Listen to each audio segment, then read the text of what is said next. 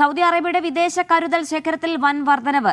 ധനശേഖരം കഴിഞ്ഞ 6 വർഷത്തിനിടയിൽ ഏറ്റവും ഉയർന്ന നിരക്കിലെത്തി. 1.78 ട്രില്യൺ റിയാലായാണ് വിദേശ കരുതൽ ധനം ഈ വർഷം ജനുവരിയിൽ വർദ്ധിച്ചത്. സൗദി ദേശീയ ബാങ്കായ സാമ പുറത്തുവിട്ട കണക്കുകളിലാണ് വലിയ വർധനവ് രേഖപ്പെടുത്തിയത്. സൗദിയുടെ വിദേശ കരുതൽ ശേഖരം കഴിഞ്ഞ 6 വർഷത്തെ ഏറ്റവും ഉയർന്ന നിരക്കിലെത്തിയതായി കണക്കുകൾ സൂചിപ്പിക്കുന്നു. ജനുവരിയിൽ 1.78 ട്രില്യൺ റിയാലായി സമ്പാദ്യം വർദ്ധിച്ചു. 2025 ഡിസംബറിനെ അപേക്ഷിച്ച് 5870 കോടി റിയാൽ, ഏകദേശം 3% വർധനമാണ് രേഖപ്പെടുത്തിയത്. വിദേശ സെക്യൂരിറ്റികളിലെ നിക്ഷേപം, വിദേശ കറൻസി നിക്ഷേപം, സ്വർണം തുടങ്ങിയവയിലെല്ലാം രാജ്യം കരുത്തുറ്റ നിലയിലാണ്.